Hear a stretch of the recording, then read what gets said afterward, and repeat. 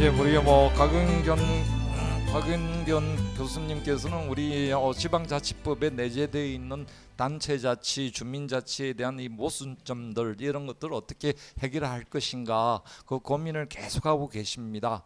마을총회나 이 주민주권이라는 용어도 그렇고 지역주권이라는 용어도 그렇고 아마 우리 지금 김영배 의원님이 마련하신 지역주권기본법 그중에 가장 핫한 것이 지역주권이 과연 무엇인가 이 문제를 어떻게 이제 바라볼 것인가일 것 같습니다. 그러면 뭐 이런 전반적인 거를 아마 우리 가칭 지역주권법의 기본 방향해서 최인수 한국지방행정연구원 박사님께서 발표해 주시겠습니다. 네, 갑자기 토론이 중간에 들어오시면서 핫해졌습니다. 마을 주민관련법으로 보는 마을민주주의 공청회가 저러한 이야기들에 대한 것들을 수렴하고 서로 논의하고 그럼 어떻게 법의 완성도를 높일 것이냐 아니면 이러한 체제를 어떻게 더 만들어 나갈 것이냐라고 하는 문제와 연동돼 있다고 저는 그렇게 보고 있습니다. 그래서 마을 주민관련법의 이제 기본 방향으로 되어 있는데 좀 전에 한국 지역주권법의 제 기본 방향으로 했는데 지역에 위험하다 그래서 앞에 가칭 이렇게 붙였습니다 일부러. 그래서 그렇게 이해해 주시면 좋을 것 같고요. 아까 전은호 센터장님이 얘기하셨던 영국 로컬리즘 액트에서 이제 큰 사회라고 하는 단어가 있는데 거기에 지역 주민의 책임성을 강화한다라고 하는 이런 표현이 있었습니다. 그거와 마찬가지 여기서도 어떻게 보면 주민의 주권 또는 권한을 강화하는 그러한 것들을 어떻게 만들어낼 것인가에 대한 고민이 아닐까 이런 생각을 좀 하게 되고요. 헌법 제1조에 보면 대한민국의 모든 권력은 국민으로부터 나온다라고 되어 있습니다. 매우 당위적이고 매우 올바른 것인데 우리는 이것을 4년마다의 국회의원 선거와 4년마다의 지방자치단체장 선거 그리고 5년마다의 대통령 선거를 통해서 실질적으로 이 권력의 체계를 실현하려고 하는 대민주제를 갖고 있죠. 그러나 이제 실제적 현실을 사는 주민의 입장이나 주민들이 그 4년의 과정의 중간중간에서 실질적인 자신들이 요구나 이런 이해 문제들을 해결할 수 있는 권한들은 과연 어느 만큼 민주적인가 라고 하는 고민들이 존재하는 것이라고 저는 생각을 하고 그러한 문제에서 김영배 의원님을 비롯한 다양한 국회의원님들의 이런 그룹에서 이 마을 민주주의에 대한 기본법이나 민주주의에 대한 고민들을 하고 있다 이렇게 생각할 수 있을 것 같습니다. 그래서 이 법안은 기존에 실제적으로 다양한 지역사회에 그럼 어떻게 이러한 실질적인 권한들을 부여하는 것은 좀 전에 말씀드렸듯이 미비하다라고 하는 겁니다. 그러니까 대부분의 이런 법들은 주민 참여를 수단으로 하는 정책들도 있고 그런 법들이 어떻게 지역 주민의 행위나 사업이나 그런 것들을 하는 것을 지원할 것인가 그런 근거들을 마련하는 법률들은 대부분 마을공동체기본법이나 마을기업과 관련된 거나 사회적 경제나 도시재생과 관련된 특별법들은 대부분 다 그러한 문제들을 다루고 있지만 실질적으로 그들 주민이라고 하는 모든 권력을 행사하는 주체로서의 국민이라고 하는 것에 그 권한들을 부여하는 것은 실제 거의 존재하지 않고 있다라고 하는 매우 미비하다 그런 법률은 그렇게 말씀을 드릴 수 있을 것 같고 화면에서 보시는 바와 같이 다양한 법률들이 그러한 전달세 지원 근거에 대해만 논의가 되고 있고 실제는 주민의 주권을 권한하는 그런 것도 부여하고 있지 않다라고 하는 그런 문제가 있을 것 같습니다. 그래서 이러한 권한들을 지역사회와 주민들에게 분산해서 이전하고 지역의 의사결정을 촉진하고 주민의 권한들을 강화하는 그를 위해서 다양한 고민들과 법률과 체계와 이러한 단위들이 필요하지 않을까 이런 생각을 합니다. 그래서 현실적인 고민들로는 어느 단위 어느 정도의 범위라고 하는 분야가 이제 고민이 될 수 있을 것 같고 현실적으로는 행정체제와 밀접한 연관도를 아니면 영향을 받을 수밖에 없다라고 하는 그런 상황 속에서 인구 2만 명 이하 지역의 읍면동 행정 범위 정도를 고려할 수 있지 않겠나라고 하는 판단들을 하고 있고 그래서 이러한 소규모 개인과 소규모 공동체로부터 주민 주권을 강화하는 과정에서 최대 단위의 읍면동 정도를 상정할 수 있다. 다만 이 읍면동의 인구 자체도 실질적으로 10만까지 가는 이런 곳도 있고 보통 5만 4만이라고 한다라면 그러한 거대 읍면동의 경우는 분할 등을 통해서 그 하부 단위를 구성할 수 있는 것을 검토할 수 있다. 이러한 분할의 실제적인 주체도 결국 주민이 되어야 하지 않을까 하는 판단들을 좀 할 수 있을 것 같고요. 다음 읍면동이라고 하는 것이 이제 주권 실행에 대한 체계인데 못하라면 현실적으로는 이런 읍면동 단위가 주민 직접 참여해서 어떤 주권을 행사했던 그런 경험들은 거의 전무하다. 다만 행정이 관리하거나 행정이 주도하는 그런 자생단체 중심의 읍면동 민간 협력을 했던 그런 사업자 경험들은 풍부한 반면에 실제적인 그런 주권들을 행했던 그런 과정들은 없기 때문에 주권적 권한 수행을 위한 이제 다양한 체계들을 어떻게 만들어낼 것인가라고 하는 고민들을 해봐야 될 것 같고, 그것이 관건이 아닌가 생각이 듭니다. 그래서 다음 요 그림에 보시면 맨 위에 상위 행정기관은 우리가 뭐 중앙정부를 비롯해서 광역자치단체, 기초자치단체, 시군구 정도를 상정할 수 있을 것 같고요.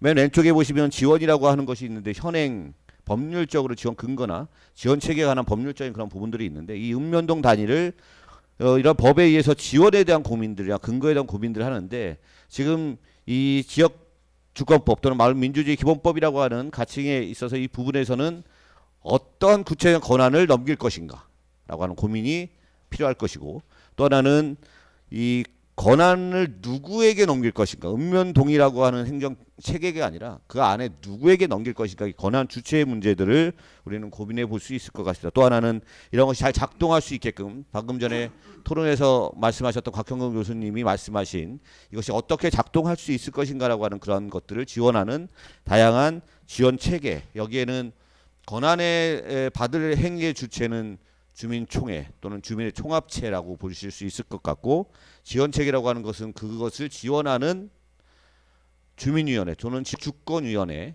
그다음에 사무국, 사업실행법인, 그다음에 그 근간이 되는 마을자치회 등 다양한 것이 이러한 지원체계를 이룰 것으로 보여집니다. 다음 화면에 보면 지역주권법 읍면동에서 권한을 받는 주체는 누구인가? 네, 주민총회. 권한 수행을 돕는 지원체계는 그 밑에 존재하는 주민위원회, 그 다음에 사무국, 사업실행법인, 마을자치회, 그 다음에 세부적으로 부여될 권한, 이 부분들에 관련돼서 말씀드릴 수 있도록 하겠습니다. 그러면 권한의 주체로서의 주민총회라고 하는 것은 지역 주권적 권한을 받는 주체로서 공공성을 갖고 있는, 이런 공공성을 확보해야 되는 문제들이 명확히 존재할 것 같고, 최고의 권한이라고 할 수 있는 그런 정도의 사안들을 의결하는 그러한 권한들을 역할들을 해야 할 것으로 보입니다. 그 내용들은 뭐 주민 뭐 다양한 내용들이 있는데, 이런 부분들은 추후에 좀 다음 페이지에 넘겨서 말씀을 드리는데, 지역 주권 계획의 승인, 지역 주권 기구의 승인, 지역 주요 정책에 대한 사전 심의, 읍면동 조례 제안 등 다양한 실질적으로 현재 존재하고 있지 않는 이러한 주민들의 실질적인 권한을 행사할 수 있는 수단으로서의 권리, 로컬리즘 액트에서 일부 얘기하고 있는 그런 부분들을 포함한 그런 권한들이 실질적으로 이 주민총회의 권한으로 넘겨져야 되지 않을까라고 판단하고 있습니다. 전반적인 체계적으로 보게 되면 좀 전에 말씀드렸던 읍면동 단위의 주민총회를 두고 그 안에 것들을 실질적으로 항시적으로 수행할 수 있는 기구로서의 주민위원회 또는 지역주권위원회, 이 명칭은 어떻게 해도 상관이 없을 것 같은데 다양한 논의를 거쳐서 아까 유창복 교수님께서 근린 단위를 얘기하실 때 말씀하셨던 부분들은 이 주민자치회라고 하는 단어가 여기에 부합되지 않을까라는 판단들을 하고 있고요. 민간 합동사무국이라고 하는 이 부분들은 아까 말씀하셨던 부분에서는 시군구 중간 지원 조직이라고 하는 것으로 연결되지 않을까 생각이 듭니다. 사업법인이라고 하는 왼쪽에 있는 부분들은 주민총회의 의결을 거치는 그런 사업 실행적 전담 조직으로 판단할 수 있을 것 같습니다. 그리고 아래 기반이 된다라고 하는 마을 자치회라고 하는 것은 생활권 단위에서 실질적인 주민 자치를 하는 그런 기구로서 상정할 수 있을 것 같습니다. 그 내용들에 대해서 각각 이제 지역 주권위원회 또는 주민위원회라고 하는 것은 주민총회에서 결정한 그런 권한들에 대한 항시적인 실행을 하는, 위임사항을 실행하는 그러한 기구로서의 주민위원회를 생각하시면 좋을 것 같고, 그러한 부분들은 다양한 특성에 맞게끔 민주적 위원회로 구성이 되어야 한다. 그것은 입주자 대표회의처럼 직접적인 투표에 의해서 가능할 수도 있고, 주민자치회처럼 추첨제에 의해서 가능할 수도 있을 것 같고, 이장 선거처럼 직접 선거, 이런 다양한 부분들이 어떤 것이 더 부합할 것인가라고 하는 부분들은 좀 논의가 필요하지만 어쨌든 그런 고민들을 포함한다라고 말씀을 드릴 수 있겠습니다. 마을 자체라고 하는 부분들이 있는데, 이것은 이제 생활권 단위의 주민 자치기구, 우리가 마을이라고 하는 리 단위의 그런 부분들을 쓰고 있는 부분들과 일맥상통하는 부분들이 있고요. 이러한 주민총회나 주민위원회를 항시적으로 실무적으로 이제 보좌하는 것으로서의 사무국이라고 하는 것을 상정할 수 있겠습니다. 그 위에 이제 어떠한 사업적인 재정적인 문제를 해결하기 위한 그런 사업을 실행하는 법인으로서의 이제 사업 실행 법인 또는 사업 법인이라고 하는 것들을 함께 상정될 수 있을 것 같습니다. 로컬리즘 액트에서 얘기했던 5가지 권한을 포함해서 그러면 어떤 권한들을 이 주민총회에게 넘길 것인가라고 하는 그러한 제안이랄까 아니면 이제 고민들을 말씀을 드리면 사실 상당히 많이 있죠. 상당히 많은 내용들이 있고, 어떻게 보면 여태까지 상상도 못했던 부분들이 다 적혀 있다라고 얘기 드릴 수도 있겠습니다. 맨 위에 보시면 지역 주권 발전 계획 수립권, 우리가 어떻게 보면 마을 계획 수립권과 유사하다고 보실 수도 있겠습니다. 그 위에 조례 청구권이라든가 주민 세율을 어떻게 정하자라고 청구하는 그런 권한들, 그다음에 일반 예산 편성 제한권이라든가, 그다음에 밑에 있는 지역 주권위원회, 즉 어떻게 보면 주민위원회 운영 계획을 승인해서 항시적으로 주민총회를 통해서 그러니까 그런 권한들을 넘겨주고 항시적으로 실행할 수 있는 그러한 권한까지를 이야기할 수 있을 것 같고, 주민투표 청구권이나 그 밖에 지역 현안에 관한 사항으로 되어 있습니다. 주민위원회는 어떻게 보면 주민총회는 연 1회 또는 2회 정도를 개최한다라고 하면 실질적으로 이것들을 항시적으로 주민의 권한들을 행할 수 있는 기구로서는 이 지역 주권위원회 또는 주민위원회가 실질적으로 매우 중요한 그러한 위원회고 기구라고 보여질 수 있겠습니다. 그래서 읍면동 지역 주권 발전 계획의 항시적 실행을 담당하는 그러한 부분들과 지역 주권 활동의 공적 의무를 인정한다던가 행정상 우선 위탁권, 맨 아랫부분에 있는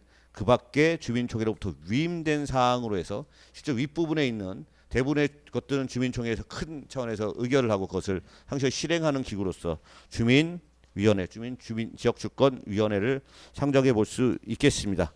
다만 이러한 과정 속에서 지방자치단체나 지방의회의 이해충돌 관계들이 충분히 검토되고 논의되고 그런 부분이 해결될 필요가 있고, 타 법률과의 관계 문제도 검토될 필요가 있겠습니다. 다음으로는 간단하게 국가 및 지방자치단체의 지원 기능인데, 이 부분들은 다른 법률 등에서 다양한 지원 기능과 근거들을 갖고 있기 때문에 행재정적인 지원이나 다양한 계획들이라고 보시면 될 것이어서 이 부분은 간단히 넘어가고, 마지막으로 간단히 좀 말씀을 드리면 사실 이건 상상력의 영역일 수도 있습니다. 지금 저희가 말씀드리고 이러한 얘기들은 아까 박 교수님이 토론에서 말씀을 하시듯이 한편으로는 이 어떻게 생각하십니까? 그러면 좋은데 근데 지금 가능하겠어? 라고 하는 것이 가장 큰 답일 수 그런 응답일 수 있습니다. 근데 아까 로컬리즘 액트의 맨 마지막 부분에 그 다양한 경험들 속에서 나왔던 것 중에 이러한 것들을 실현하는 데는 한편으로는 급진적 조치가 필요하다라는 용어를 씁니다. 그만큼 또 하나는 문화적 변화가 수반되어야 한다. 2020년의 현 시점에서 이것을 바라보면 당연히 우리 경험하지 못했던 일이고 여태까지 그런 것들을 모르는 상황에서 이것이 어떻게 될 거라고 하는 상당히 미래적인 이야기로 보일 수 있지만, 이런 문제가 지금 논의되지 않으면 20년 후에 10년 후에도 똑같이 이게 되겠어? 라고 하는 그러한 모순에 빠질 수밖에 없다. 이런 판단들이 들어서 판단이 들어서 이런 다양한 주민자치나 이 지역 집권 문제나 주민의 범위, 다양한 유사 법률과의 관계, 이런 부분들이 충분히 고려되고 논의되는 과정 속에서, 다만 이 상상의 영역과 이 상상을 통해서 우리는 또 새로운 미래의 현실을 맞이하는 것이다, 이런 생각을 하면서 충분한 논의를 통해서 보완되고 이런 부분들이 조금 더 저희 앞에 다가오는 그러한 것으로서 작용해서 마을의 민주주의를 좀 더 앞당기는 그런 계기가 되었으면 좋겠습니다. 네, 이상입니다. 네, 최인수 박사님 고맙습니다. 시간을